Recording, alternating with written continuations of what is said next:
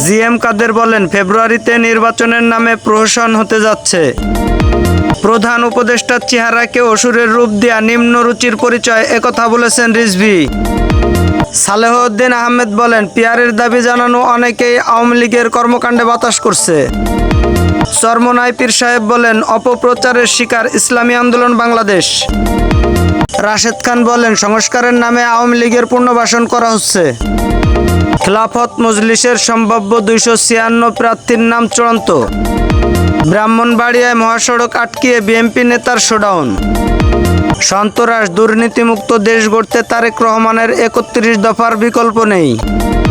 ঢাকায় আসছেন তুরস্কের উপপররাষ্ট্রমন্ত্রী। ফরিদপুরে বিএনপির 4 নেতাকর্মী গ্রেপ্তার। খাগড়াছড়িতে সহিংসতায় ক্ষতিগ্রস্তদের নগদ অর্থ সহায়তা। 21 বছর পূর্তিতে বসুন্ধরা সিটিতে জমকালো অনুষ্ঠান। ভারতকে ট্রফি না দেয়ায় স্বর্ণপদক পাচ্ছেন নকভি। ছুটি শেষে ঢাকায় ফিরছেন কর্মজীবীরা। মাগুরায় স্বাস্থ্য সহকারীদের কর্মবিরতি পালন। ইসলামী ব্যাংকের চাকরিচ্যুত কর্মীদের মহাসড়ক অবরোধ। জামাত আমির বলেন, ধর্মের ভিত্তিতে বিভাজন নয়, ঐক্যবদ্ধ জাতি দেখতে চাই।